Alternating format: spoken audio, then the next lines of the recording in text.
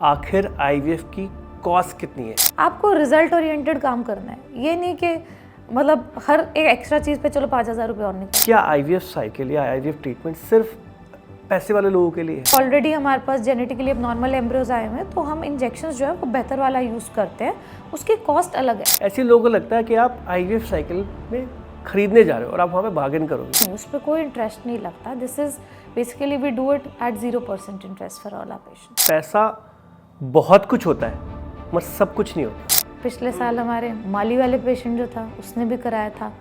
हम कोशिश करते हैं कि ऐसा ना हो कि this treatment is reserved only for people who can afford it. एक बार मान लो किसी पेशेंट का आईवीएफ फेल हो गया, क्या आप सेकंड साइकिल में कुछ कम लगता है? कुछ लोगों की सोच होती है कि जो सस्ता है, जो हमारे बजट में आ रहा है वही ले लेते हैं, पर मेडिकल ट्रीटमेंट ऐसा नहीं होता।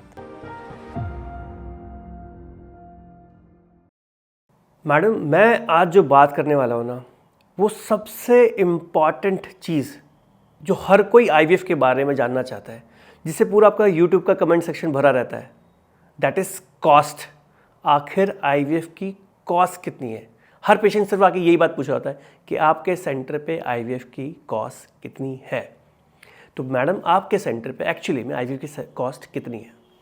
गौरव, हम बताते हैं आईवीएफ का पैकेज 1.5 लाख रुपए, ठीक है, जो आम तौर पे इंजेक्शन्स यूज़ होते हैं। मोस्टली लोगों को जो लगते हैं, अगर इंजेक्शन्स अलग तरीके के लगेंगे जो स्पेसिफिकली एक उस ग्रुप के लिए जिनका एग रिजर्व कम है, then the package cost is 2 lakh. Madam, अच्छा, इसमें कॉस्ट आपने फ्लैट बोल दिया 1.5 lakh 2 lakh, can we divide the cost ताकि पेशेंट को समझ में आए कि भाई इस चीज़ में इतना लगता है, इस चीज़ में इतना लगता है, और पेशेंट को सच में नहीं पता होता कि पूरा उसे कहाँ देना है। तो can we divide this cost? अगर ये पैकेज का क्या मतलब होता है, बेसिकली हमारे यहाँ पे हम इसको लें तो एक साइकिल के अंदर जिसमें पीरियड के शुरुआत दिनों से दूसरे तीसरे दिन से जो अल्ट्रासाउंड, कंसल्टेशन, ब्लड टेस्ट हो रहे हैं उसका खर्चा, इंजेक्शन्स का 10 दिन का खर्चा, एग रिट्रीवल और एम्ब्रियोज बनाने का लैब का जो खर्चा है, और उसके बाद जो एम्ब्रियो ट्रांसफ़र का है, तो ये एक पैकेज का हुआ है। तो इसको अगर हम स्प्लिट करते हैं तो करीबन इंजेक्शन्स का जो खर्चा आता है वो होता है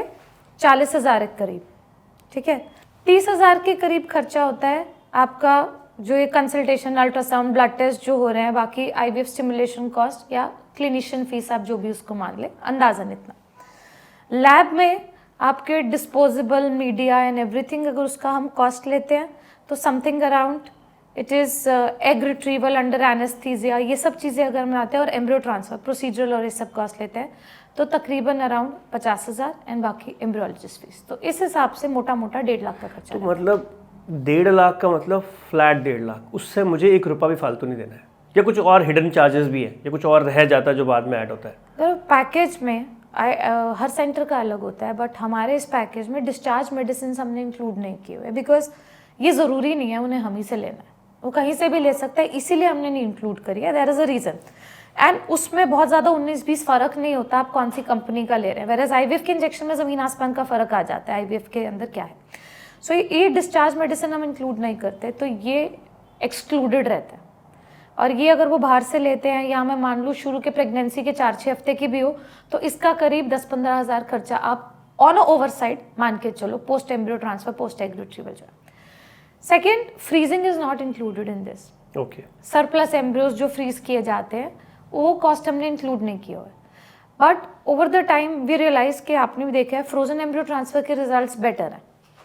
तो जिनके कम एम्ब्रियोज बनते हैं और हम उन्हें फ्रीज करके डालना चाहते हैं, 2 या 3 एम्ब्रियोज ही हैं, उसको हम फिर भी इसमें इंक्लूड कर देते हैं फॉर सम पेशेंट्स। तो ऐसा होता है कि भाई जैसे हमारी जो एक फीस है एम्ब्रियो फ्रीजिंग की, that is 25,000 for 2 leaves, right? तो अगर ज़्यादा होती है तो जितनी लीफ एक्स्ट्रा उतने चार्जेस एक्स्ट्रा होते हैं। किसी की 5 लीफ है तो baseline 25,000 plus 10,000 with every extra leaf. तो अच्छा मैडम, ये हम शुरू में क्यों नहीं इंक्लूड कर देते कि भाई इतनी लीफ का खर्चा, मतलब 5 लीफ तक का खर्चा और ये इंजेक्शन का खर्चा और ये सब मिला के पूरा पैकेज क्यों नहीं दे देते? हम क्यों करते हैं ऐसा? पैकेज वो देना चाहिए जो सब लोगों का हो रहा है। जब हमें पता ही नहीं किसके कितने एम्ब्रियोज बनेंगे, तो हम सबको सब कुछ नहीं दे सकते। करेक्ट। सो जो पैकेज हमने डिवाइस किया उसमें वो जो सबका होना है ना, जो सबको सेम लगना है, उस तरीके से किया हुआ है। इसके बियॉन्ड ओवर जो भी जाता है, जिसके जितने एम्ब्रियोज बनेंगे, कोई added sperm selection technique microfluidics PICSI use करते हैं, उसका खर्चा अलग होता है। किसी की जेनेटिक टेस्टिंग होनी है एम्ब्रियोज की, उसका खर्चा अलग होता है। बायोप्सी का आप जो लैब में भेजते हो वो एक्स्ट्रा चार्ज है। किसी का हिस्ट्रोस्कोपी होना है, सबका हम नहीं करते, तो हमने वो पैकेज में नहीं इंक्लूड किया हुआ। तो जो चीज़ सबकी नहीं होनी वो पैकेज का इंक्लूजन में नहीं आता। ऑल्सो आप एक बार जब प्रेग्नेंट हो जाए, इतने लोगों को लगता है कि इतने पैसे ले रहे हैं तो ये डिलीवरी तक नहीं है। दे फील लाइक दैट कि भाई आप हमने आपको यहाँ पे आके 1.5 लाख रुपए दे दिया, तो अब आपकी जिम्मेदारी डिलीवरी तक की। आई रिमेम्बर अ पेशेंट, जिसने आपको ये बोला था मैडम 1.5 लाख है तो इसमें बच्चा मिलेगा ना मुझे। हाँ, तो डिलीवरी तक करके एक्सपेक्टेशन तो ये होती है। इसलिए समझना जरूरी है कि क्या क्या पार्ट है जो सबका हो रहा है। अब इसमें किसी का अगर मिसकैरेज हो जाए अनफॉर्चुनेटली, तो सफाई आप इसमें इंक्लूड क्यों नहीं कर रहे? हुआ तो ये आईवीएफ से, भाई ये तो नेचुरली भी हो सकता था, सबका तो होता नहीं है, तो क्या इंक्लूड कर दे पैकेज में? नहीं। So only things that are mandatorily for everybody they should be a part of package, but सबके अलग अलग तरीके हैं। आप में देखो इतने सेंटर लिख देते हैं कि हमारा तो पैकेज 1 लाख का है और स्टार बना देते हैं एक छोटा सा। तो क्या एक्चुअली में आईवीएफ 1 लाख में हो जाता है? पर बिल्कुल डिपेंड करता है कि आपने किस तरीके का सामान यूज़ किया है। इंजेक्शन, लैब, सब कुछ जो है ना आपका कितना सबस्टैंडर्ड है, उस हिसाब से कॉस्ट और गिरा सकते हैं। या फिर जैसा आपने बोला कि एक स्टार लगा देते हो। और क्यों कमेंट सेक्शन में लोग बाकी सेंटर्स के लिए लिख देते हैं कि हमें शुरू में तो 2 बताया था, 6 हो गया, तो ये इसलिए है क्योंकि they don't go through this discussion with the doctor. But मैं आपको बताती हूँ, हमारे पास जो क्वेरीज होती हैं आईवीएफ की कंसल्टेशन के बाद, first thing is that they want to know is what is your cost and what is included. Cost पे सवाल खत्म नहीं होता, पर कुछ लोगों के दिमाग में फिल्टर लगा होता है। वो 10 जगह पे सुबह बैठ जाते हैं, फ़ोन करते हैं, हर आईवीएफ सेंटर पूछते हैं आपका कितना खर्चा है, आपका कितना खर्चा है, आपका कितना खर्चा है, और जिसने उस फिल्टर के ऊपर की वैल्यू बताई ये सेंटर पे नहीं जाना, जिसने नीचे की बताई, जिसने बोल दिया आओ हम फ्री कंसल्टेशन भी देंगे, फ्री अल्ट्रासाउंड भी कर देंगे, ये ठीक है यहाँ चलते हैं। ये नहीं समझ आता आप जो इतने पैसे लगा रहे हो वो ठीक जगह पे लगाओ। तो वो चूज़ करना, ये जानना कि क्या इंक्लूडेड है क्या नहीं इंक्लूडेड है, इंपॉर्टेंट है। और जाते ही आज ही डेट है वो रजिस्ट्रेशन का जिस पे आपको डिस्काउंट मिलेगा, आज ही रजिस्टर हो जाओ। Correct, doesn't work like that. ये तो खुद की समझ है। आई रिमेम्बर एक बहुत बड़ी चेन है इंडिया की जो इसने शुरुआती अपने न्यूज़पेपर की एड से करा था 25,000 में आईवीएफ, यू रिमेम्बर? हाँ, और वही पेशेंट 25,000 रुपए की ऐड के लिए बड़े सारे नंबर पहुंच जाते थे, और जब बिल बनता था 2.5 लाख 3 लाख का, क्योंकि उन्होंने 25,000 रुपए जो लगाई थी ना कॉस्ट, वो सिर्फ और सिर्फ स्टिमुलेशन कॉस्ट लगाई थी। फिर इंजेक्शन कॉस्ट अलग, लैब कॉस्ट अलग, ब्लास्टोलेशन कॉस्ट अलग, फ्रीजिंग कॉस्ट अलग, सब मिला के 2.5 से 3 लाख। गौरव, इसी में मैं तुम्हें बताती हूँ, हमारे आईवीएफ पैकेज में हम तो बना के ही ब्लास्ट डालना चाहते हैं। हमने कभी ये नहीं किया कि ब्लास्टोसिस कल्चर के पैसे अलग है, देन आईवीएफ इक्सी के पैसे लोगों के अलग होते हैं। हमारा तो आईवीएफ हो या इक्सी हो पैसे सेम है। आपको रिजल्ट ओरिएंटेड काम करना है, ये नहीं कि मतलब हर एक एक्स्ट्रा चीज़ पे चलो 5,000 रुपये और निकालो जो 5, इट इज़ नॉट दैट। हमने तो डिस्प्ले बोर्ड पे अपनी कॉस्ट लगाई हुई है हर चीज़ की। पेशेंट को प्रिंटेड पीडीएफ्स हम ऑनलाइन ही भेज देते हैं कि देखो देखो ये इंक्लूडेड है और ये नहीं है, आप प्लीज़ उस हिसाब से सोचिए, so that at least you compare things. But फिर भी लोग कॉस्ट पे ही सेलेक्ट कर लेते हैं। एक पेशेंट देखो जिनका एग रिजर्व कम है, आप उन्हें बोलते हो आप IVF, I am not saying cost important नहीं है, आपको उतना अपने दिमाग में अपने बजट से स्पेयर भी करना है एक बारी को लगाने को। तो आपका आईवीएफ का खर्चा कितना है? एग रिजर्व तो कम है, हमने 2 साल पहले बोला आईवीएफ कराना है, पर अब फ़ोन आता है कि आप ठीक है अब मैं कराना चाहती हूँ। हमने बताया 1.5 लाख खर्चा किया थी, पर मेरे पास तो 1,05,000 है। तो शी इज़ बेसिकली आस्किंग जिस सेंटर पे इससे कम में हो जाएगा मैं करा लूँगी। आप क्या कर रहे हो? ऐसे में आप एक हो सकता है cheaper centre but with not so good results को आप सेलेक्ट कर लो एंड बाद में आप परेशान हो। हमारी एक और पेशेंट जिन्होंने ऐसे ही एडवर्टीजमेंट में बुक कर लिया और फिर हमसे कंसल्टेशन लिया और फिर उन्हें लगा कि हाँ ये बात तो ठीक कर रही है, तो वो सारी बातें जाके उन डॉक्टर को बोली कि आप हमारे ये कर दो। तो जो पैकेज था वो उससे एक्सीड हो गया, वहाँ करा भी लिया, नेगेटिव भी आ गया। अब उन्होंने हमारे पास वापस आके आईवीएफ कराया।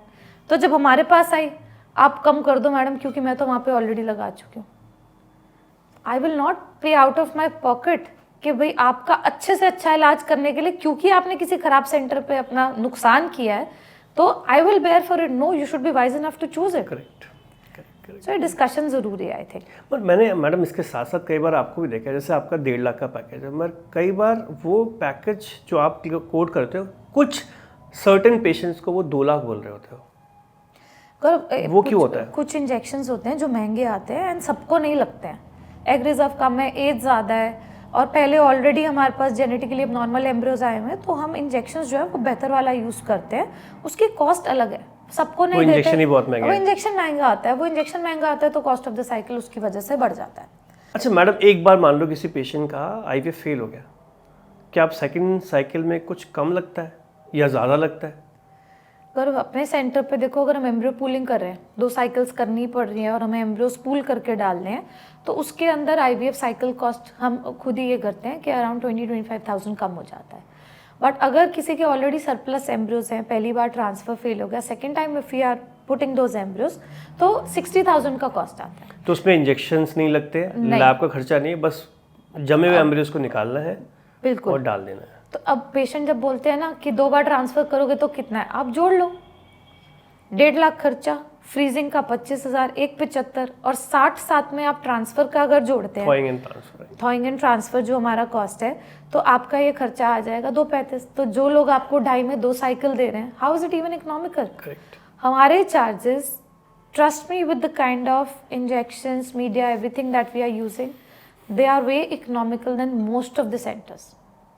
और इसमें हम अच्छा रिजल्ट दे पा रहे हैं और इसमें पेशेंट को ऐसा नहीं लगता कि हमसे बात बात पे पैसे ले लिए, बिल्कुल भी नहीं। इनफैक्ट आज की डेट में तो मैं पेशेंट को बोलने लगी हूँ, आप मेंटली सब खर्चा, कुछ लोग तो आने जाने का फ्यूल भी जोड़ लेते हैं इसमें कि हमारा ये भी आईवीएफ में लग गया, आप सब ले लो तो भी it will not exceed 2 with freezing frozen embryo transfer. तो इतना दिमाग में रखना होता है। एंड कोई अगर आए इस एक्सपेक्टेशन से आए कि जेनेटिक टेस्टिंग भी होनी चाहिए क्योंकि हमारे पहले मिसकैरेजेस हैं, then they should know that it comes at an added cost. आप भी देखो, जेनेटिक टेस्टिंग पर ब्लास्टोसिस्ट चार्ज करती है लैब भी, जहाँ पे हम जेनेटिक सैंपल भेजते हैं, एम्ब्रियो बायोप्सी का खर्चा होता है। तो मिल मिला के अगर हम देखते हैं 4 एम्ब्रियोज हमारे बनते हैं तो 170 के करीब हमारा जेनेटिक टेस्टिंग का खर्चा होता है, पीजीटीए का। वेरी एक्सपेंसिव प्रोसीजर, उसमें बहुत ज़्यादा डिस्पोजेबल लगता है लैब में। वो 170 प्लस जो आईवीएफ साइकिल कॉस्ट और सब कुछ मिला लो 2, तो this is around 370। Donor cycles की बात करें तो डोनर साइकिल्स में एआरटी बैंक को ही जाता है सारा पेमेंट जो होता है डोनर्स की, पेपर वर्क का, इंश्योरेंस का एंड एवरीथिंग। सो 150 या 175 फ्रीजिंग तो होनी है, 175 प्लस डोनर कॉस्ट भी अगर हम लेते हैं, so on a higher side also if I say that comes out to be around 2.6-2.7 तक आता है। तो डोनर की कॉस्ट, जो ऊसा डोनर की कॉस्ट 2.6-2.7 तक आईवीएफ साइकिल का खर्चा आता है। और स्पर्म डोनर? स्पर्म डोनर का आईवीएफ साइकिल प्लस 25 तो अराउंड 1.75 आप मान लो फ्रीजिंग के साथ एंड 2 लाख ये खर्चा आता है। अच्छा, इसके साथ ही ना एक बहुत बड़ा ट्रैप है, मैं तो उसे ट्रैप ही बोलता हूँ, जो आपने बीच में बोला था, फ्री कंसल्टेशन। बहुत बार सीधा पेशेंट क्वेरी आएगी, फ्री कंसल्टेशन, क्वेरी आएगी, free consultation. How much you value this trap और बेट? और पता नहीं, मतलब मुझे लगता है अगर कोई फ्री कंसल्टेशन बता, देखो मैं तो नहीं दे सकती। I have realise my first consultation takes me around 25 to 40 minutes at least. सारी पेपर्स रिव्यू करना, क्या क्या हो चुका है, क्या क्या नहीं हो चुका है, और आप एक टाइम डिवोट कर रहे हो उसमें। तो जो आपको फ्री कंसल्टेशन दे रहा है, हो सकता है वो 5 मिनट में कि सबका सेम ट्रीटमेंट करना है, चलो जी आगे चलो। So it makes no sense to me at least. तो क्या पता वो खुद डॉक्टर ना हो, उनके जूनियर्स हो। ऐसा होता है। तो हमारे एक पेशेंट थे, वो गए ऐसे एक बड़े आईवीएफ सेंटर में, वो डॉक्टर खुद तो थी नहीं, तो वहाँ पे जो जूनियर डॉक्टर थी, पहले तो उन्होंने फ़ोन बाहर रखवा लिए। अच्छा। उसके बाद कंसल्टेशन की तो हमारे पेपर्स देखे कि पहले यहाँ भी गए थे वो, तो हमारे अल्ट्रासाउंड वाली सेम फाइंडिंग लिख दी, पर प्रॉब्लम क्या हुई, वो पिछले महीने की थी। अगले दिन जब पेशेंट हमारे पास आई तो अल्ट्रासाउंड की तो पिक्चर अलग थी। सो आप ही देखो, फर्स्ट कंसल्टेशन में जहाँ आपका पूरा प्रोटोकॉल डिसाइड होना है, आप ही उसको वैल्यू नहीं दे रहे हो, आप उसके लिए कंसल्टेशन फीस नहीं दे सकते, कोई और क्यों देगा?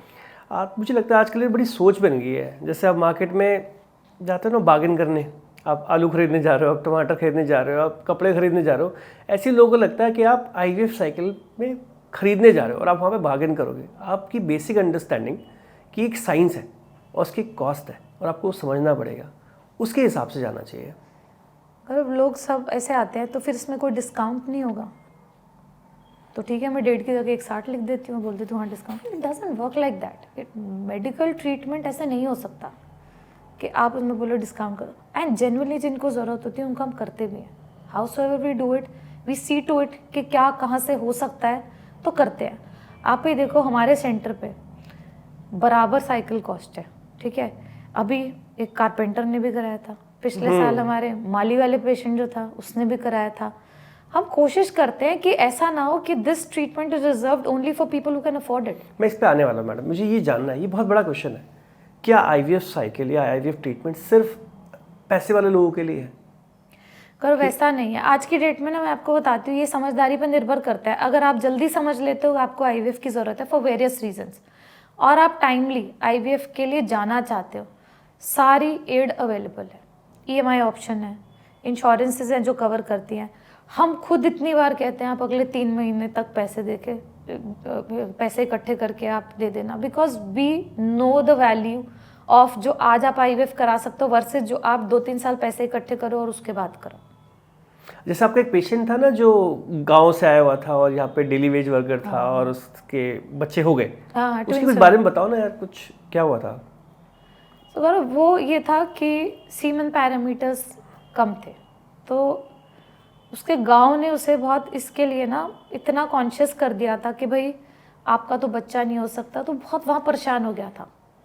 उसने भी वहाँ IUI कराए उतने कम सीमन पैरामीटर्स पे, जिस पे हम रेकमेंड भी नहीं करते. तो अगेन वो पेपर से लग रहा था पता नहीं क्या किया हुआ है. वो यहाँ दिल्ली आए, दिल्ली में भी उसने नौकरी ढूंढी, दिहाड़ी पे काम करने वाला बंदा, जैसे तैसे दोस्तों से उसने पैसे लिए थे, इकट्ठे करके IVF कराया. IVF के बाद फिर ट्विंस हुए, ट्विंस में भी अंडरस्टैंड खर्चा होता है, तो यहीं दिल्ली में रह के काम करता रहा. मुझे याद है आपने उसकी नर्सरी, हाँ सो मच सो कि वो मुझे कहता था मैम अपना इलाज में कमी नहीं होनी चाहिए, मैं कैसे भी वो करता हूँ. आप ये देखिए एक बड़े अस्पताल में डिलीवरी कराई कि बच्चे थोड़े समय से पहले पैदा हो रहे हैं, हमने मेहनत करके नर्सरी में उन्हें शिफ्ट करवाया, बात करी जहाँ पर नर्सरी का खर्चा कम से कम हो सकता था. और then you know he was motivated. Correct, उसको सही रास्ता दिखा कि मुझे लगता है कि गांव में ठीक इलाज नहीं हो रहा है, आसपास जहाँ भी कराया, दिल्ली मूव किया, बिहार से आए थे वो, दिल्ली मूव किया, यहाँ पे भी नौकरी ढूंढी. ऐसे नहीं कि खाली बैठे हुए हैं, रोज़ कमा रहे हैं जितना भी है. उसकी वाइफ दिखाने आती थी, उनके किसी रिश्तेदार के साथ आती थी, और वो काम पे जाता था, काम करता था कि मैं छुट्टी नहीं ले सकता, मुझे तो रोज़ कमाना है. अच्छा मैडम, इसके साथ साथ एक और पॉइंट आता है, जैसे आपने बताया कि आपका डेली वेज वर्कर भी आ रहा है, कारपेंटर भी आ रहा है, और जहाँ हम बैठे हैं यहाँ पे बहुत सारे बिजनेसमैन भी आते हैं, हमारे पास गवर्नमेंट में बड़े बड़े ब्यूरोक्रेट्स भी आ रहे हैं, मिनिस्टर्स भी आते हैं ट्रीटमेंट के लिए. तो आप देखते हो कोई डिफरेंस है लोगों में, ट्रीटमेंट में कोई डिफरेंस करते हो? और ट्रीटमेंट में तो कोई फ़र्क नहीं रहता. आपके लिए पेशेंट पेशेंट है, पेशेंट पेशेंट है. और जहाँ तक बात है ना, समझदारी पैसे से नहीं आती. करेक्ट. बहुत बार क्या होता है, मेरी एक आदत है सारी चीज़ें बताने की, ये ऐसे ऐसे हो रहा है, अब ऐसे ऐसे होगा, ये आप कहे चल रहा है वो. आई सी कि जो लोग हमारे पास बहुत सारी इन्फॉर्मेशन लेके आते हैं वो ज़्यादा रिसेप्टिव होते हैं, रादर देन जो बस ऐसे ही ठीक है IVF कर दो, तो उनको बहुत ज़्यादा चीज़ें समझ नहीं आ रही होती. But people who are actually involve in the treatment, उनका ट्रस्ट भी अच्छा रहता है, रिजल्ट भी आते हैं, वो खुद से भी मेहनत कर रहे होते हैं. रिगार्डिंग कॉस्ट, एक चीज़ है कि जो लोग ओके सा अर्न कर रहे होते हैं वो बहुत ज़्यादा इसमें नहीं जाते, हमें अननेसेसरी डिस्काउंट दे दो और कम कर दो. Whatever you tell them they trust you, they try to get resources कि आप वो करा पाएँ कि आप ठीक है आप पैसे ले लो बट हमारा इलाज ठीक होना चाहिए. मैम हम बार बार नहीं करा पाएंगे. उनका फोकस पूरा का पूरा इलाज पे होता है कि भाई हम बार बार नहीं करा पाएंगे. मैम आपको पक्का बताया ना, सबसे अच्छी चीज़ है हमारे लिए, आप सबसे सही कर रहे हो ना, बस दैट इज़ इट. ठीक है मैम, वील अरेंज. बाकी लोग देख लो, उन्होंने तो कराया था, उनका तो इतने में हुआ था, उन्होंने वहाँ कराया था. दे आर नेम थ्रोअर्स कि फलाने जने को हम जानते हैं, फलाने जने ने वहाँ से करा लिया था, वो तो ऐसा सेंटर है, उन्होंने फिर भी कम लिए थे, हमसे तो ये लोग भी कम लेते हैं, हमसे तो वो लोग. It doesn't work like that. You have to understand resources हैं इसमें. सारी मेरी फीस तो है ही नहीं. व्हाट आई कैन रिड्यूस, मैं अपनी फीस थोड़ी बहुत कम कर सकती हूँ, बाकी चीज़ों में कहाँ कमी हो सकती है. अच्छा, ये भी एक सवाल से ही हमारे जो इस पॉडकास्ट को डायरेक्ट करते हैं, उन्होंने एक बड़ा अच्छा क्वेश्चन पूछा था थोड़ी देर पहले कि जो बेचारा एक एवरेज कमा रहा है, जिसके पास 1 लाख रुपए ही है, उसने बड़ी मेहनत से कमाया, उसके उसे इकट्ठा करके रखा हुआ है, और उसको ना बहुत वाइजली खर्च करना चाहता है. ठीक है भाई, जिसका बहुत पैसा है शायद वो उसके लिए 1 लाख रुपये मैटर ना करता हो, मगर उस व्यक्ति के लिए जिसने वो 2-3 महीने में 1 लाख रुपये जोड़े हैं, वो उसको एक सही तरीके से यूज़ करना चाहता है और वो इंश्योर करना चाहता है कि ये जो 1 लाख रुपये है ना या 2 लाख रुपये है ना, ये मेरी ट्रीटमेंट पे एकदम सही से यूज़ हो। तो क्या करे वो ऐसा पेशेंट, कैसे समझे इस बात को कि जहाँ वो जा रहा है वो उसके पैसे एकदम सही तरीके से इस्तेमाल हो रहे हैं। और हम इंफॉर्मेशन ही दे सकते हैं प्रोसीजर के बारे में, उन चीज़ों को। हमारा चैनल नहीं है, बहुत सारे चैनल्स हैं। आप समझो कि प्रोसीजर कैसा है कैसा नहीं है। डॉक्टर से मिलते हो सही सवाल पूछो। हमने इस पर भी वीडियो बनाई हुई है कि जिसमें थोड़ा आइडिया लग पाए कि ये सेंटर आपके साथ ठीक करेगा या नहीं करेगा। देन बाकी ऑफ कोर्स रिजल्ट्स होते हैं, उन लोगों से मिलो जिनके रिजल्ट्स हैं, so that you choose your centre wisely. Blank भी नहीं जाना चाहिए, तो थोड़ी सी अवेयरनेस होनी चाहिए, थोड़ी सी अवेयरनेस के साथ जाना चाहिए। और दूसरा क्या है ना कि सक्सेस होना या नहीं होना टाइम के साथ पता चलता है। ये सोचना कि हमने पैसे लगा दिए अब तो हमारा हक है कि हमारा रिजल्ट आए और हमें आउटकम मिले, ऐसा नहीं होता। अच्छा मैडम, इनफर्टिलिटी इतनी बढ़ रही है, लोगों को ज़रूरत भी है, तो गवर्नमेंट नहीं करती है कुछ आईवीएफ के लिए? और वैसा नहीं है, गवर्नमेंट हॉस्पिटल्स हैं दिल्ली में ही हैं जिनमें आईवीएफ होता है। और कुछ कुछ सेंटर्स में इन्होंने जो आयुष्मान स्कीम है उसके चलते भी कर रहे हैं। बट आप ये समझो ना, गवर्नमेंट हॉस्पिटल में मैं भी पड़ी हुई हूँ, ठीक है, एक इनफर्टिलिटी की 2 घंटे की ओपीडी में 200 पेशेंट आते हैं। जहाँ हम बात कर रहे हैं कि आधा घंटा तमीज़ से लगता है पेशेंट के स्टडी रिकॉर्ड्स वगैरह देखने के लिए, क्या चल रहा है क्या नहीं, वहाँ पे हफ्ते में 3 ओपीडी जिसमें 200 पेशेंट आते हैं। अगली बार जब पेशेंट आएगा उसको अलग डॉक्टर मिलेगा, उसकी अगली बार एक और अलग डॉक्टर मिलेगा। वो अब उनकी भी प्रॉब्लम है कि they are working with limited resources, तो वो कंटिन्यूटी नहीं रह पाती, ट्रीटमेंट में नहीं रहती, जिसके चलते आज जो टेस्ट कराया, हम बोलते हैं 6 महीने की टेस्ट की वैलिडिटी है।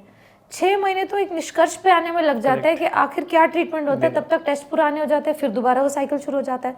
तो लोग बहुत परेशान आते हैं ऐसे में। मुझे भी याद है कि मैं एक गवर्नमेंट हॉस्पिटल में, दिल्ली बहुत नामी गवर्नमेंट हॉस्पिटल में, मैं एज अ कंसल्टेंट एम्ब्रियोलॉजिस्ट जाता था। तो मुझे पता है कि वो एक जब पेशेंट आता था ना लैब में ट्रीटमेंट के लिए, तो वो पेशेंट ऐसा नहीं था कि 1 महीने में आ गया हो, 3 साल बाद, 4 साल बाद, 5 साल बाद, उसको 5 साल बाद जाके वो मौका मिला कि फर्स्ट कंसल्टेशन से वो आईवीएफ लैब में आने में तो 4-5 साल आप देखो, जहाँ हम इतनी बात करते हैं एग रिजर्व कम हो रहा है, वहाँ पे कैसे सस्टेनेबल है ये मॉडल, ठीक है। So they are not probably at fault, but then at the same, और बिल्कुल फ्री भी नहीं है वहाँ पे, तो they are paying something, but then वही बात है कि आप वाइजली यूटिलाइज करो अपने रिसोर्सेज। टाइम भी इंपॉर्टेंट है, ऐसा थोड़ी कि सब लोगों के जब चांसेस ही बहुत कम हो जाएंगे तब वो लैब तक पहुँचे सरकारी में आईवीएफ कराने के लिए। But you know how things are, धीरे धीरे इंप्रूवमेंट आती, हो सकता है टाइम के साथ चीज़ें और रिफॉर्म हो जाए, ये साइकिल थोड़ी सी फैशन अप हो जाए और रिजल्ट्स जल्दी मिले। इंश्योरेंस भी तो आ गया अभी आईवीएफ में, बहुत सारी प्राइवेट कंपनीज जो हैं, कॉर्पोरेट इंश्योरेंसेज हैं, they are providing cashless for IVF because infertility is on the rise. लोग जल्दी प्लान नहीं करते, तो हम ही खुद इतना कैशलेस आईवीएफ करते हैं।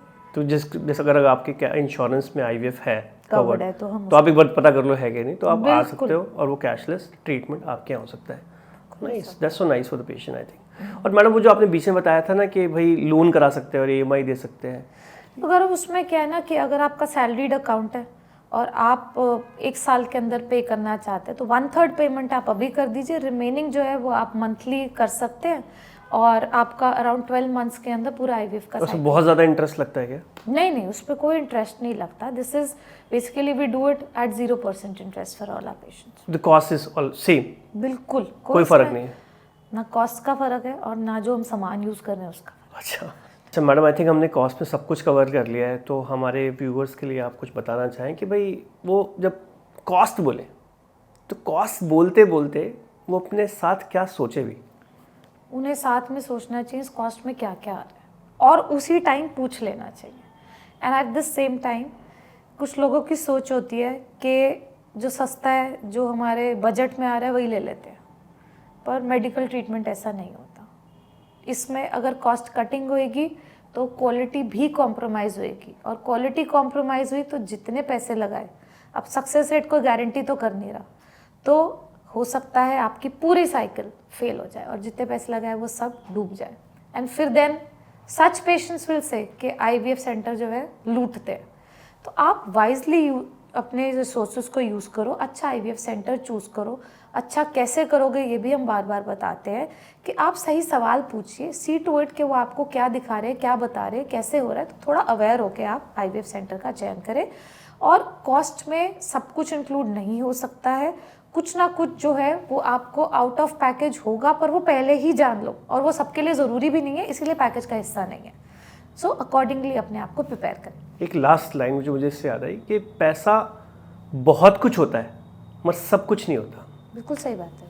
So with this will wind up this episode. अगर आपके और कोई डाउट्स हैं कॉस्ट से रिलेटेड, हमें पहले भी बहुत सारे लोगों ने पूछा हुआ है कि क्या कॉस्ट है, कहाँ है, क्या इंक्लूड करते हो, क्या नहीं, you can book a consultation. We would be happy to help you in your IVF journey. Take care. Thank you.